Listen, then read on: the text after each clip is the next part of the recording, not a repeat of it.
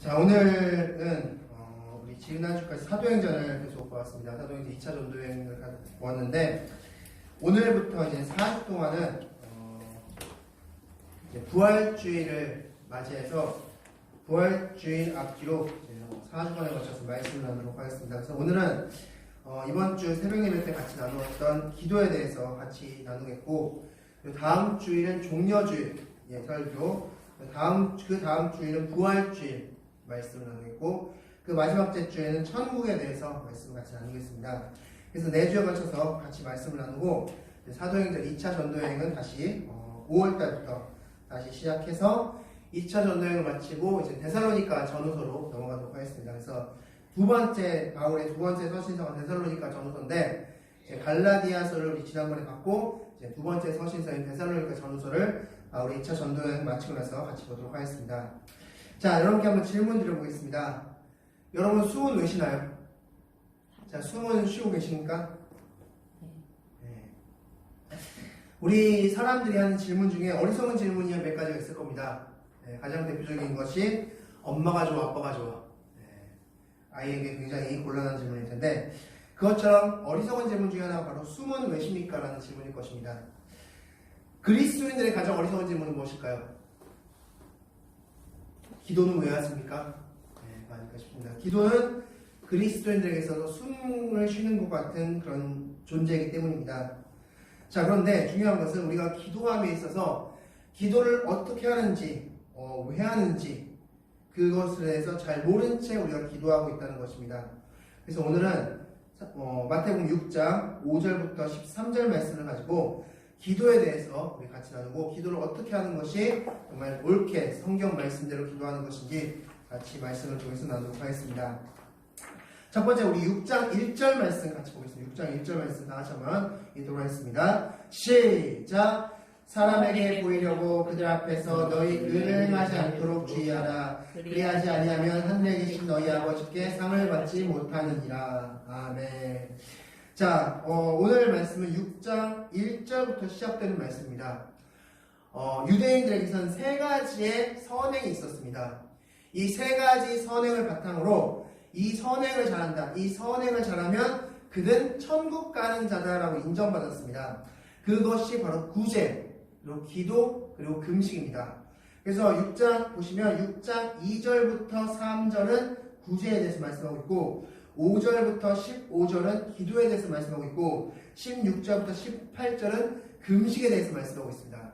이 세 가지가 붙어있는 이유는 바로 유대인들에게 있어서 이 세 가지는 이 사람이 천국에 가냐 못 가냐를 결정하는 그런 하나의 시금석과 같은 역할을 했기 때문에, 그런데 중요한 것은 잘못하고 있었기 때문에 예수님이 바로잡아 주기 위해서 6장 1절부터 시작해서 18절까지 쭉 설명해 주고 있는 것입니다. 자, 그 첫 번째 시작을 6장 2절부터 하기 전에 6장 1절에 가장 핵심되는 그 세 가지를 관통하는 핵심을 말씀해 주고 있는데, 6장 1절 말씀에 이렇게 적혀 있습니다. 사람에게 보이려고 그들 앞에서 너희 의를 행하지 않도록 주의하라 말씀하고 있습니다. 자, 의가 무엇일까요? 의. 여기서 의라는 도대체 무엇일까요? 너희 의를 행하지 않도록 주의하라 말씀하는데, 의가 무엇일까요? 자, 그 당시에 유대인들에게 있어서 의는 무엇일까요? 그리고 지금 사실 이 시대 가운데서도 너 참 의롭다, 너 참 선이 의롭다, 뭐 이렇게 표현할 수 있는 그 근거, 그렇게 어떤 사람을 우리는 의롭다라고 표현하고 있습니까, 지금? 바로 남보다 더 나은 무언가가 있을 때 그를 의롭다고 표현할 겁니다. 나는 참 남들보다 진실되어. 그러면 그 사람은 자신에게 그게 의가 될 것입니다. 나는 참 남들보다 양심적이야. 그러면 그것이 그에게 의가 될 것입니다. 그런데 중요한 것은 오늘 본문 말씀에서 너희 의라고 했습니다. 성경에서는 두 가지 의를 설명하고 있습니다. 하나님의 의와 인간의 의를 설명하고 있는데, 하나님의 의가 따로 있습니다. 그 하나님의 의가 무엇인지 우리 말씀을 잠깐 넘어가도록 하겠습니다. 우리 요한복음 16장 말씀을 하고 있습니다. 요한복음 16장 말씀, 오늘 본 말씀을 잠시 표시해 주시고, 요한복음 16장 8절 말씀을 하고 있습니다. 요한복음 16장 8절 말씀입니다. 요한복음 16장 8절 말씀. 자, 다 같이 한번 읽겠습니다. 요한복음 16장 8절입니다. 다 같이 읽겠습니다. 시작!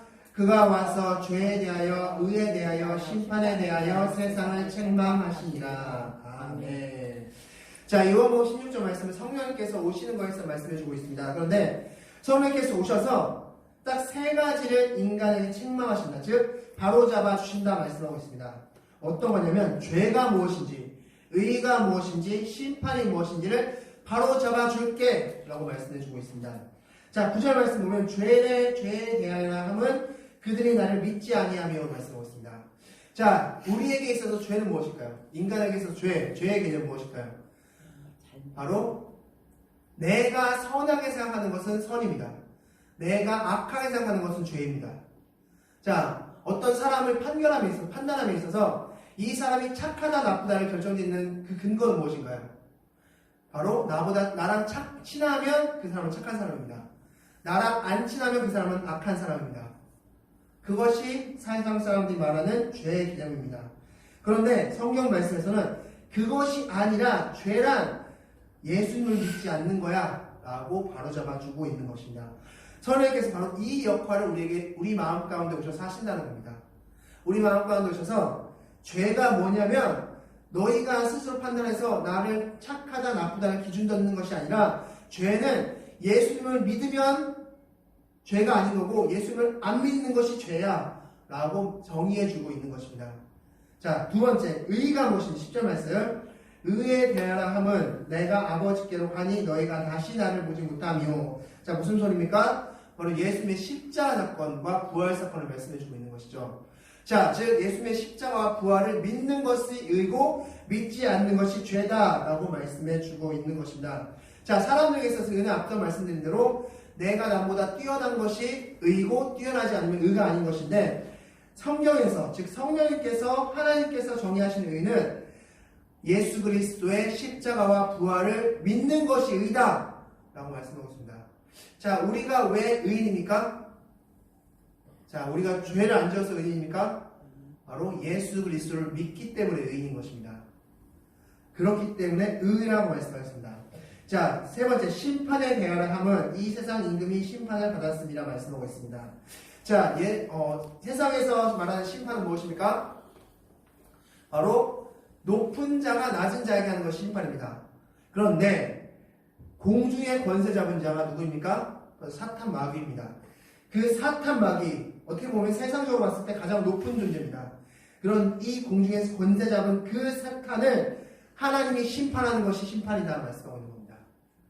심판은 높은 자가 낮은 자에게 하는 것인데 서로서 지금 인식하고 있는데 세상에서 가장 높다고 너희들이 인식하고 있는 그 사탄 마귀들, 그 너희들의 악을 조장하고 있는 그 사탄 마귀, 그 자를, 그 사탄 마귀를 심판하는 것이 심판이야 라고 정의를 다시 해주고 있는 것입니다. 즉 성령님께서 우리 마음 가운데 오시면 죄에 대하여 의에 대하여 심판에 대해서 다시 정의해 주신다라고 말씀하고 있습니다. 자, 여기서 다시 10절 말씀 보면 의는 바로 무엇입니까? 그렇기 때문에 예수 그리스도의 십자가 사건과 부활 사건을 믿는 것이 바로 의라는 것입니다.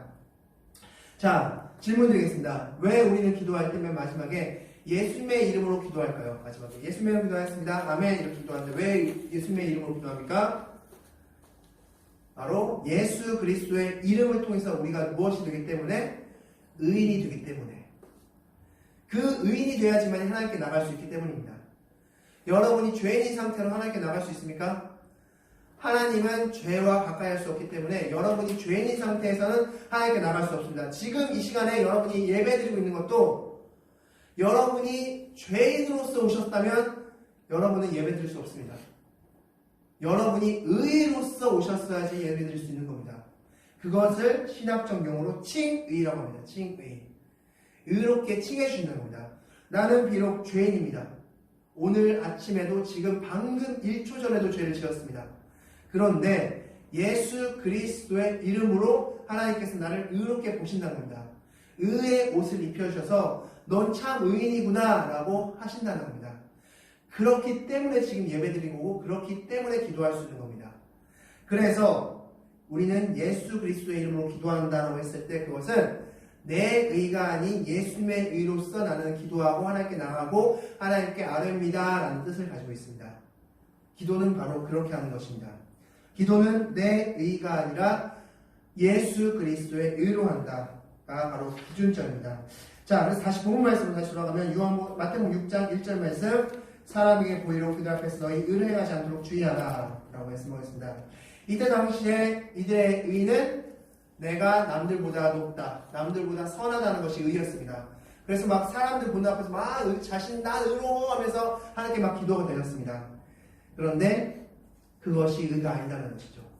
예수 그리스도를 믿는 것이 의다라는 것을 지금 말씀하고 있습니다. 그것을 전제로 지금 기도에 대해서 3번에 걸쳐서 말씀해 주고 있습니다. 말씀 보면 5절부터 6절까지가 또 이렇게 적혀 있고 7절부터 8절까지가 또 적혀 있고 9절에서 15절까지 그러므로 적혀 있습니다. 즉 3단락에 걸쳐서 지금 기도에 대해 설명해 주고 있고 그 밑바탕에는 바로 6장 1절 말씀이 의의 말씀이 들어있는 것입니다. 자, 그렇다면 이제 본격적으로 5절부터 6절까지는 도대체 기도에 대해서 어떻게 말씀하고 있는지 보도록 하겠습니다. 우리 6장 5절 말씀 다 같이 읽도록 하겠습니다. 시작! 또 너희는 기도할 때 외식하는 자와 같이 하지 말라. 그들은 사람에게 보이려고 회당과 큰 거리 어귀에 서서 기도하기를 좋아하느니라. 내가 진실로 너희에게 이르노니 그들은 자기 상을 이미 받았느니라. 아멘.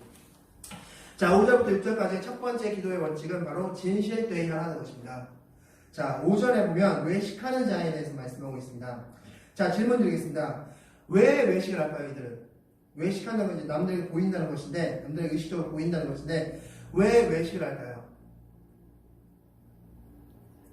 자, 그 이유는 자신이 남들보다 의롭다 여겨지기 때문에, 남들보다 뛰어나다고 생각하기 때문에.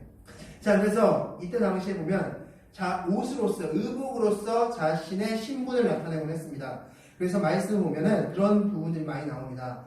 마태복음 11장 8절 말씀 보면 성전에 있는 사람은 부드러운 옷 입은 사람이다 라고 말씀하고 있고 누가복음 20장 46절 보면 서기관들은 긴 옷을 입고 다닌다 라고 말씀하고 있습니다. 자, 그렇게 옷으로서 자신을 표현하고 있었는데 자, 그렇게 기도하는 것이 너무나 의례 당연한 것처럼 보였는데 예수님은 그렇게 기도하지 않았습니다. 예수님이 어떻게 기도하셨는지 말씀을 통해서 우리 확인하고 있습니다. 누가복음 5장 16절 말씀 다 같이 도하겠습니다. 시작! 예수는 물러가사 한적한 곳에서 기도하시니라. 아멘. 예수는 물러가사라고 했습니다. 물러가사. 물러가사 이 단어의 뜻은 무엇이냐면 단순히 장소를 이동했다는 뜻이 아닙니다. 이것의 원어를 보면 물러가사는 바로 옷을 벗었다라는 뜻을 가지고 있습니다. 옷을 벗었다. 자, 이 누가복음 5장 16절 그 앞장 상황을 설명해 드리면 예수님께서 나병 환자를 고치시는 사건입니다. 나병 환자를 고치셨는데 그 나병 환자 다 고치시고 예수님께서는 물러가사라고 말씀해 주셨습니다. 한적한 곳에서 기도하셨다. 즉 옷을 벗었다 말씀하셨습니다. 그러면 이 옷을 벗었다는 게 단순히 예수님께서 입고 오셔 더워 오늘 사역하느라 힘들었네. 그래서 옷을 벗었다는 뜻일까요? 네, 그 뜻이 아닙니다. 예수님께서 신적 권위를 다 내려놓으시고 인간 예수로서 기도하셨다는 뜻을 가지고 있습니다.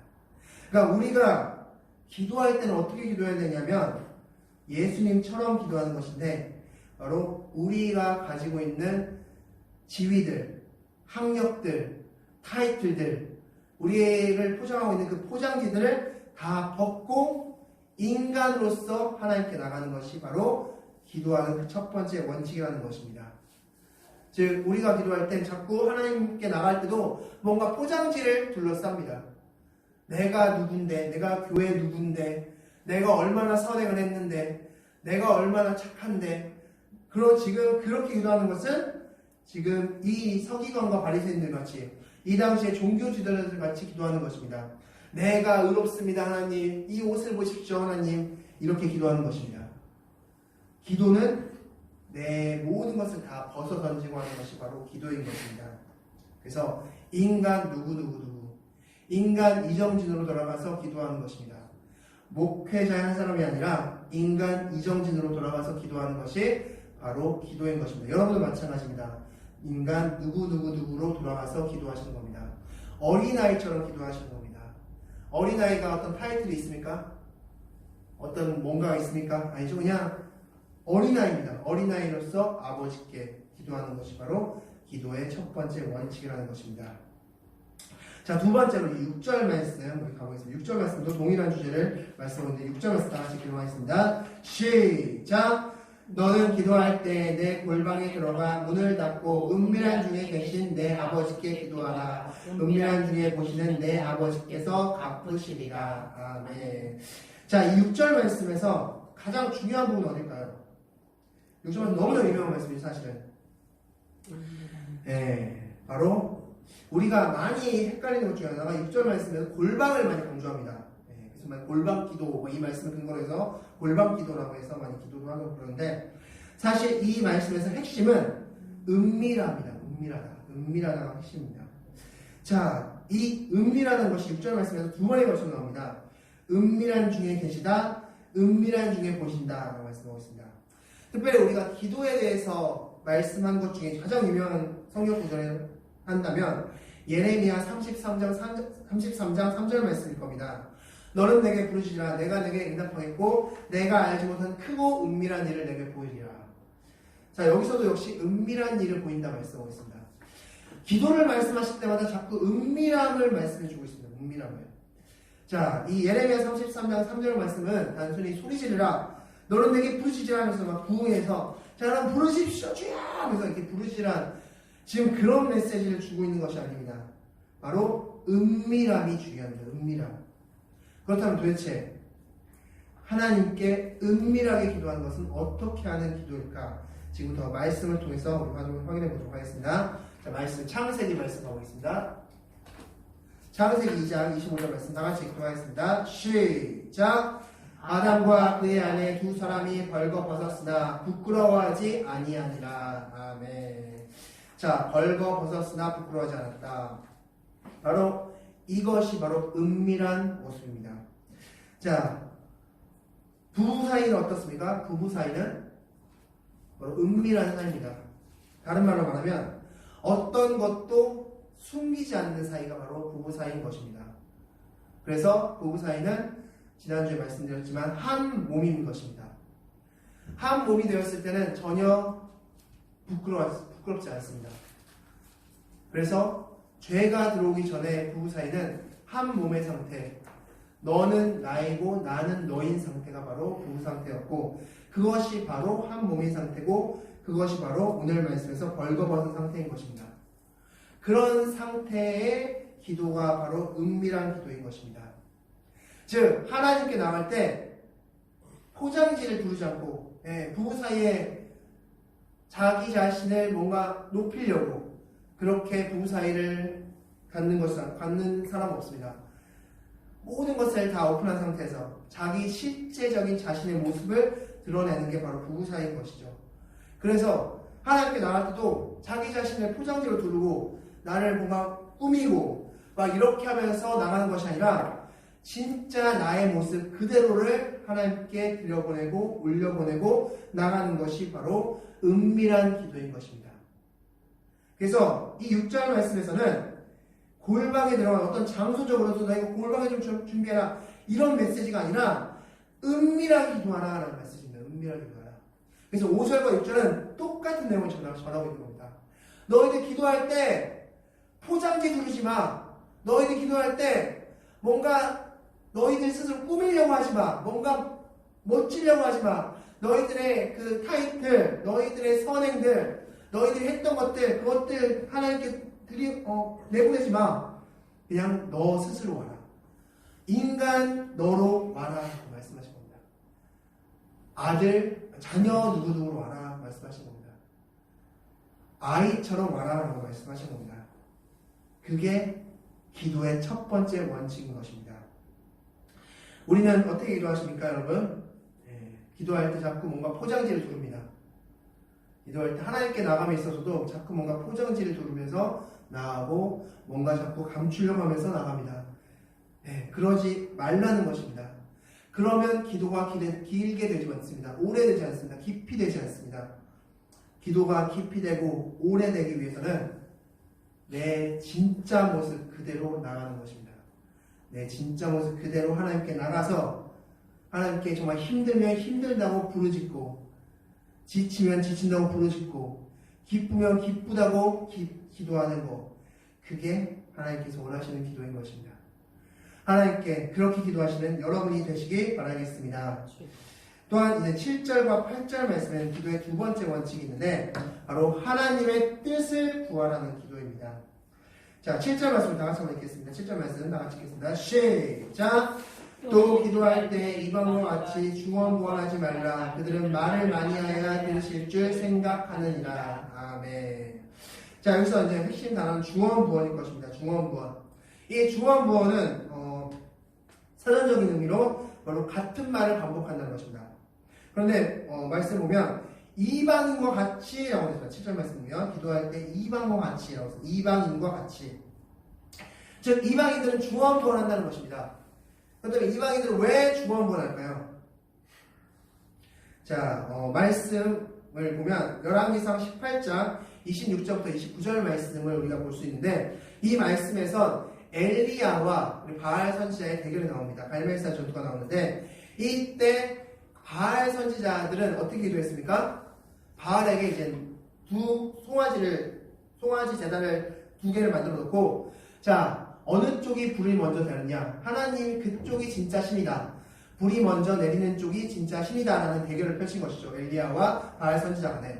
자, 그래서 엘리야가 먼저 자신은 진짜 하나님을 믿기 때문에 뭔가 너그러운 마음에서 자, 너희들 먼저 해봐. 한번 해봐. 라고 먼저 건의했습니다. 그러니까 좋다. 우리 바알 신이 진짜 신임을 내가 보여주겠다. 하면서 바알 선지자들이 막 아침부터 시작해서 막 뛰고 막 부르짖고 막 바알 신이시여 불을 응답하소서 막 소리 질렀는데도 아무 반응이 없는 겁니다.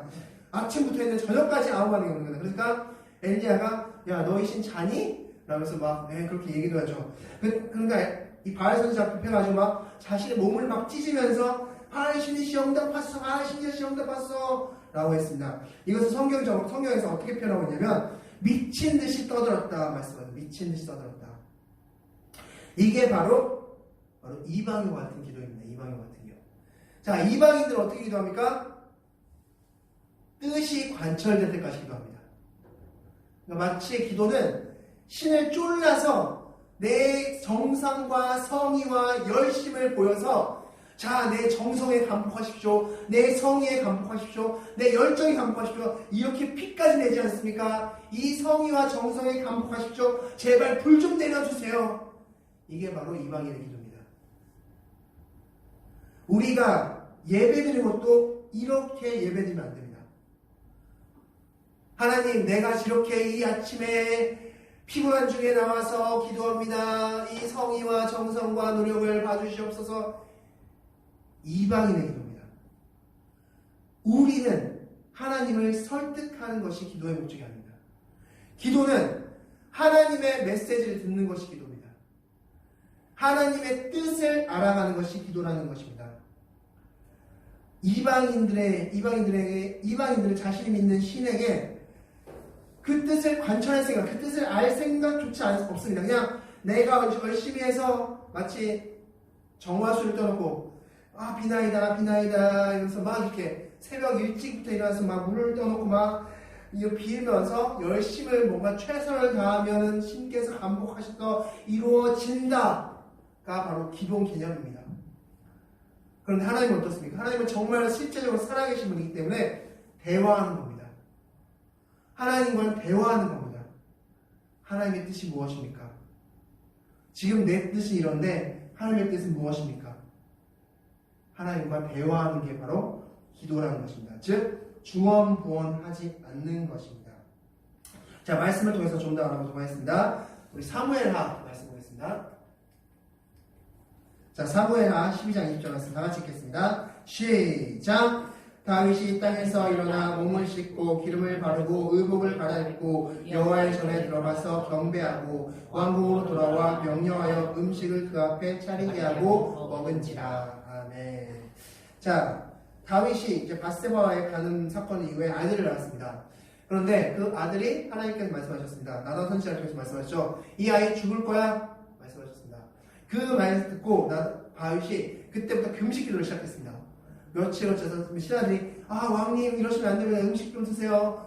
한 나라의 왕이신데 이러시면 안 됩니다. 말씀 음식 막 권유합니다. 그런데도 다윗이 다 물리칩니다. 다 물리치면서 몇 날 며칠 기도합니다. 그러다가 이제 아이가 결국에 하나님 말씀대로 죽었습니다. 이제 신하들이 그것을 알고 다윗 왕에게 이거 어떻게 말하지? 야, 우리 막 혼나는 거 아니야? 뭐라고 하는 거 아니야? 막 이러면서 걱정, 근심을 막 표정을 막 짓고 있으니까 다윗이 눈치가 빨라서 얘들 표정이 왜 이러지? 아이가 죽었구나 라는 걸 느끼고 신하들을 묻습니다. 아이가 죽었느냐? 네, 죽었습니다. 딱 이렇게 얘기합니다. 자, 그 다음에 다윗의 행동이 바로 오늘 방금 읽으셨던 말씀입니다. 어떻게 다윗이 했습니까? 땅에서 일어나 몸을 씻고 기름을 바르고 의복을 했고 여호와의 전에 들어가서 어떻게 했다? 경배했다 말씀하셨습니다. 만약에 이방인들의 신을 믿는 사람이었던 다윗이 어떻게 했을까요? 그러면 더 정성을 보였을 겁니다. 자, 하나님 더 금식. 제가 실수로 물을 마셨네요. 이 물을 마신 것 때문에 하나님이 안 들어오셨나 보네요. 지금부터는 물도 안 마시겠습니다. 더 최선을 다하겠습니다. 그러나 다윗은 하나님의 뜻이 무엇인지 이제 깨달았습니다. 그래서 그 뜻을 깨달은 직후에 한 행동이 뭐예요? 경배합니다. 하나님 영광 돌립니다. 다윗이 바란 대로 응답된 게 아니죠. 다윗은 아이가 살기를 바랬습니다.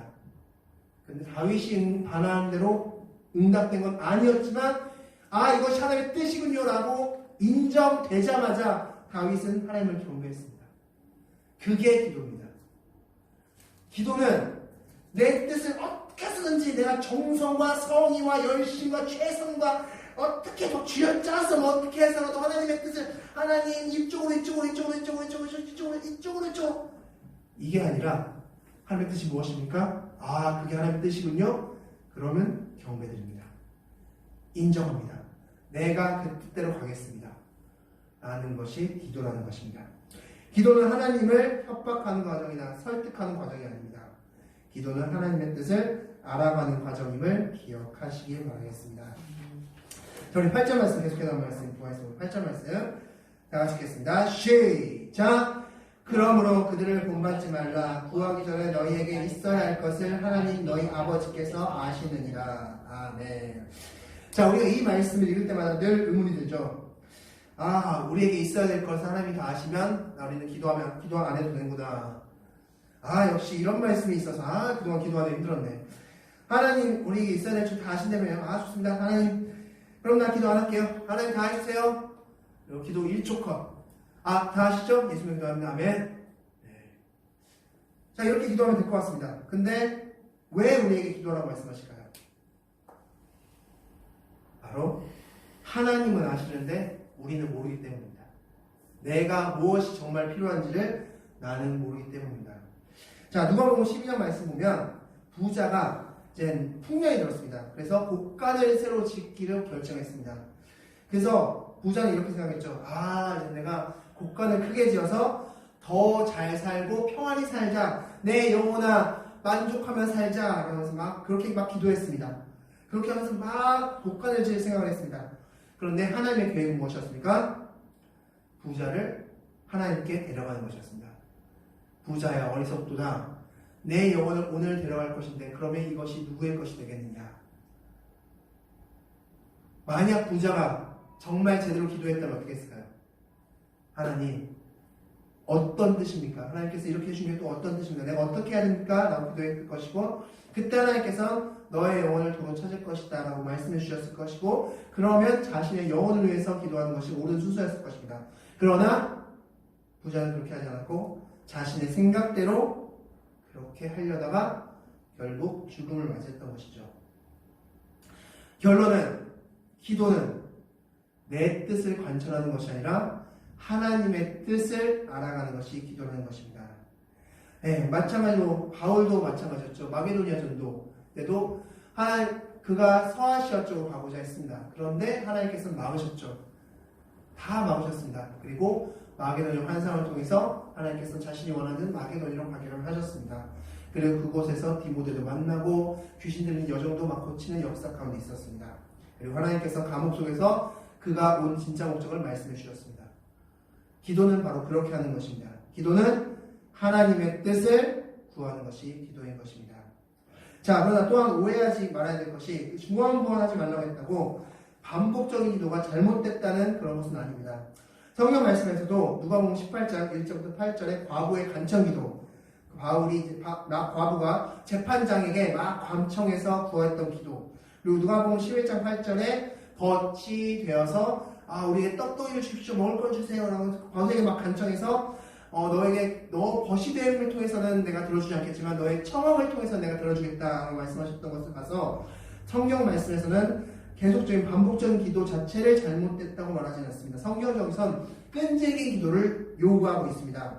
그러나 중요한 것은 무엇입니까? 그 기도가 하나님의 뜻과 일치해야 된다는 것입니다. 하나님의 뜻을 먼저 구하는 것입니다. 그렇다면 하나님의 뜻을 우리는 어떻게 할 수 있을까? 크게 두 가지 원칙을 말씀드리겠습니다. 첫 번째는 성경 말씀에 근거한 기도를 해야 된다는 겁니다. 자, 우리가 이런 고민을 하면 될까 안 될까요? 하나님, 이 사람을 사랑해야 됩니까? 이 원수를 내가 사랑할까요? 말까요? 하나님 답변해주세요. 오늘 저녁까지 답변 안 해주시면 내가 지금부터 이 원수를 미워하겠습니다. 자, 이런 기도 하면 안 됩니까? 안 됩니까? 네, 왜 안 될까요? 성경에 다 적혀있기 때문에. 성경에서 이 원수를 사랑해라 적혀 있어요. 그럼 이거 하면 되는 거예요. 이거는 더 이상 하나님 물을 필요가 없는 겁니다. 내가 이웃을 사랑해야 됩니까? 내가 전도를 해야 됩니까? 물을 필요가 없습니다. 왜? 성경에 적혀있기 때문에. 그것은 하나님의 뜻입니다. 여기 자체에 하나님의 뜻이 다 들려있기 때문에 그건 물을 필요 없습니다. 단 여기에 적혀있지 않은 어떤 상황적인 부분에 있어서는 하나님의 뜻을 물어야 되는데 거기서도 원칙은 바로 성경 말씀에 적혀있어. 우리 사무엘상 말씀을 하고 있습니다. 자, 사무엘상 1장 18절 말씀 다 같이 읽겠습니다. 시작! 이르되 당신의 여종이 당신께 은혜 있기를 원하나이다 하고 가서 먹고 얼굴에 다시는 근심빛이 없더라. 아멘. 자, 한나가 이제 기도하겠습니다. 사무엘의 어머니 한나가 기도했다가 이제 기도 응답을 받았습니다. 기도 응답을 받고 나서 자, 그러와서 그의 여종 그 얼굴이 어떻게 됐다고 말씀하고 있습니까? 근심빛이 없더라. 근심빛이 없더라. 평온한 상태 가운데 있었습니다. 그러니까 여러분께서 기도하시는데 내가 기도하는데 그 기도가 정말 평안한 가운데서 기도한다. 그리고 그 기도가 뭔가 순리대로 잘 이루어진다라고 했을 때는 그것은 정말 하나님께서 원하신다. 하나님의 뜻이구나라고 아시면 되고 만약 기도하는 중에 뭔가 마음이 불편하고 뭔가 걸리적거리고 뭔가 기도가 더 이상 잘 안 나오고 또한 상황과 여건도 뭔가 막혀져 있는 계속 막고 있는 상황 가운데 있다면 그것은 다시 한번 하나님께 돌아와서 하나님 무슨 뜻입니까? 라고 물어야 된다는 것입니다. 저도 예전에 한번 이런 비슷한 경험이 있었습니다. 어떤 기도를 하는 데 있어서 제가 기도함에 있어서 어떤 막히는 것이 있어서 고민되는 것이 있어서 제가 그리고 나서 기도했을 때 그 다음부터는 하나님께서 원하시는 대로 길이 열렸던 그런 경험이 있습니다. 그리고 그때의 마음은 정말 너무나 평안한 마음 가운데 그리고 기도를 마쳤던 적이 있습니다. 이제 기도는 그 전까지 뭔가 막 막히고 뭔가 계속 어긋나고 있었는데 기도하고 그 기도 응답대로 따라갔더니만 너무나 잘 순리대로 옆에서 막 도와주면서 기도가 응답이 되었던 그런 적들이 있습니다. 기도는 바로 그렇게 하는 것입니다.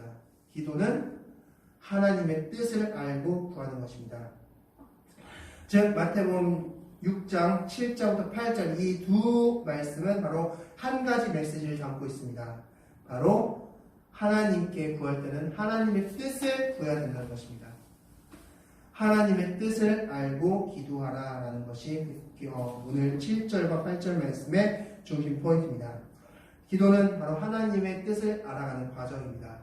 내 뜻을 억지로 어거지로 관철시켜서 내 정성과 성의를 봐서 어떻게 좀 해주십시오. 이게 기도가 아니라 바로 하나님의 뜻을 듣는 것이 기도입니다.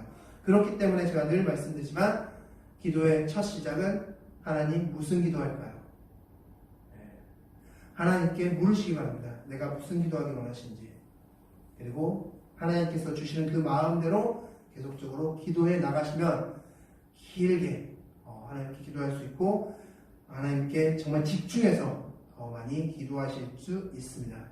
그것이 바로 기도의 두 번째 원칙인 것입니다.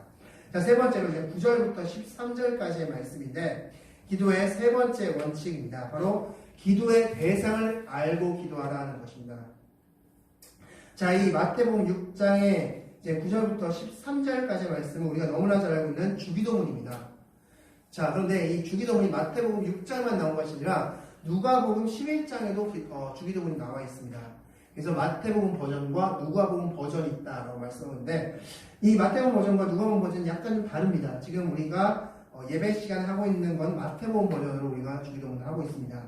자, 그런데 이 누가복음에 보면 이 주기도문을 가르쳐준 배경이 좀 자세히 나와 있습니다. 그래서 우리 말씀을 통해서 좀 확인해 보겠습니다. 누가복음 11장 1절 말씀입니다. 자, 다 같이 한번 읽겠습니다. 시작! 예수께서 한 곳에서 기도하시고 마치심에 제자 중 하나가 여짜오되 주여 요한이 자기 제자들에게 기도를 가르친 것 같이 우리에게도 가르쳐 주옵소서. 아멘. 자, 이 질문은 굉장히 참 엉뚱한 질문입니다. 사실 왜 엉뚱할까요? 굉장히 어려운 질문을 드렸는데, 자, 왜 이 질문이 굉장히 엉뚱한 질문이에요, 사실. 왜 엉뚱할까요? 자, 예수님의 제자들이 누굽니까? 예수님의 제자들이 유대인들입니다. 이때 당시에 유대인들 중에 기도 안 하는 사람 있었을까요? 유대인들은 다 기도합니다. 지금도 열심히 기도합니다. 금요일 저녁만 되면 열심히 기도합니다. 토요일 저녁만 되면 열심히 기도합니다. 통곡의 벽 앞에 가보면 엄청난 인파가 기도하고 있습니다. 그리고 그 옆에 조그만 방이 있는데 거기에 엄청난 인파가 기도하고 있습니다. 유대인들은 우리보다 훨씬 더 많이 기도합니다. 하루에 3번씩 기도하고 열심히 정말 최선을 다해서 기도합니다. 그런데 누가복음 11장 2절 말씀 보면 유대인들이 갑자기 질문을 합니다. 기도 어떻게 해야 돼요? 마치 제가 밥을 어떻게 먹어야 돼요? 하는 것과 마찬가지 질문인 것이죠. 아니, 야, 너희들 기도 맨날 하잖아.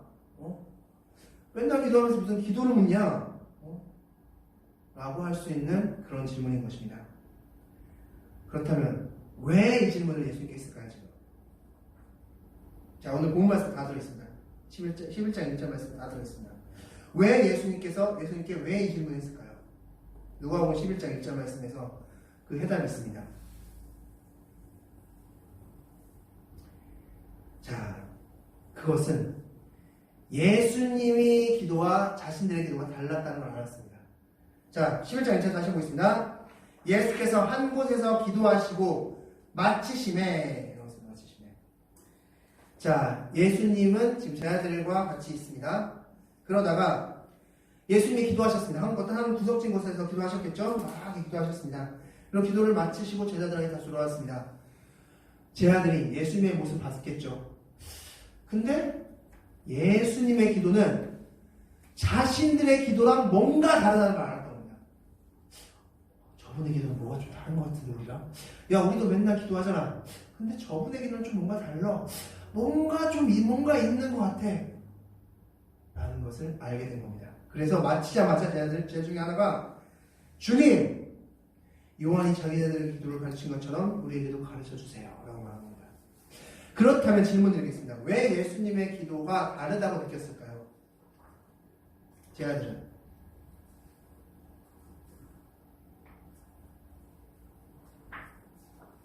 예수님은 기도의 대상을 정확히 알고 기도했기 때문입니다. 지금 유대인들의 기도는 제가 앞서 말씀드렸죠. 뭔가 막 남에게 보이기 위한 기도였습니다. 자, 뭔가 남에게 보이기 위한 기도로서 지금 기도의 대상은 중요하지 않습니다. 하나님이 듣는 건 중요하지 않습니다. 그냥 남이 나 기도하고 있다. 자, 기도하고 있다. 그런 남에게 보이는 게 중요한 기도를 그동안 드려왔는데 예수님이 기도한 걸 딱 보니까 저분의 기도는 우리가 달라. 저분은 진짜 어떤 대상을 향해 기도하는 것처럼 보여.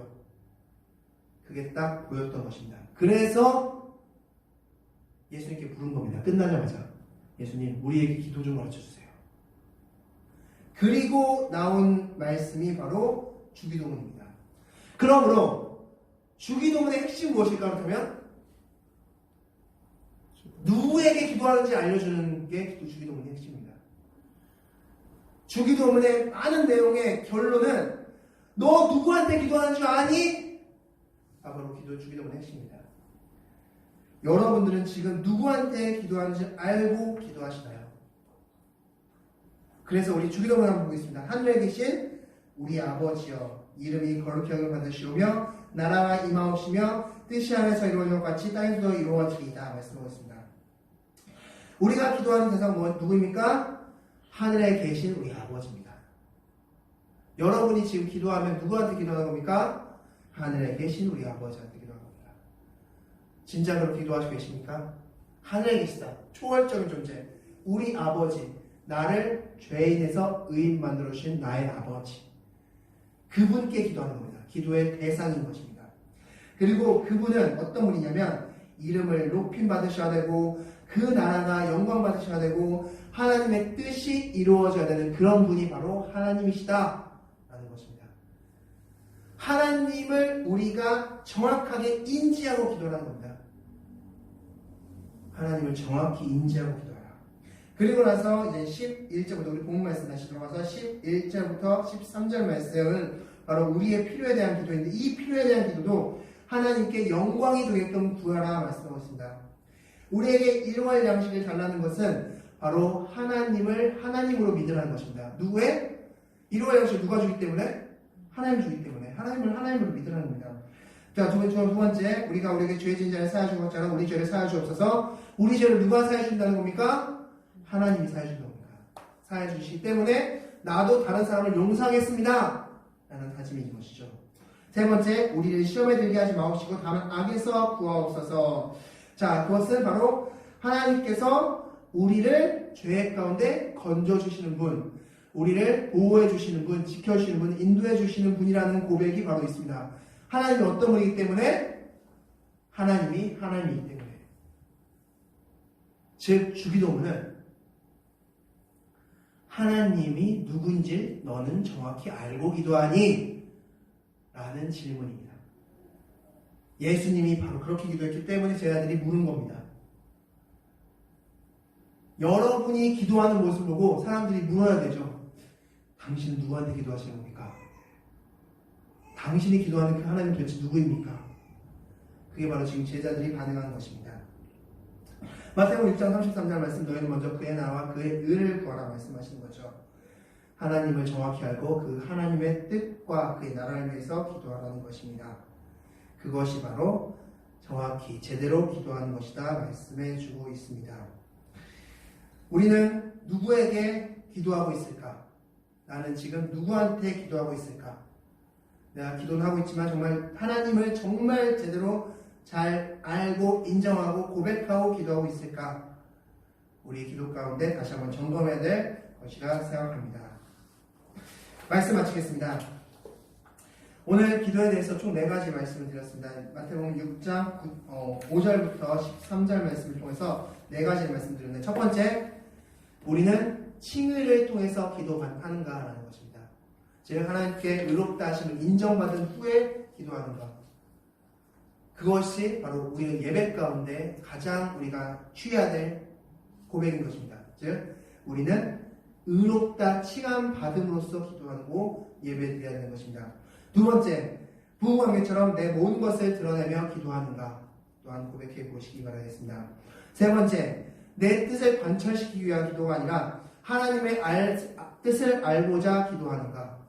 네 번째, 기도하는 대상이 정확히 누구인지 알고 기도하는가. 이 4가지가 바로 예수님께서 기도에 대해서 가르쳐 주신 메시지인 것입니다. 우리가 이제 기도할 때마다 이 4가지만큼은 머릿속에 잡아두시고 기도하시는 여러분들이 되시기 바라겠습니다. 다 같이 기도하시겠습니다.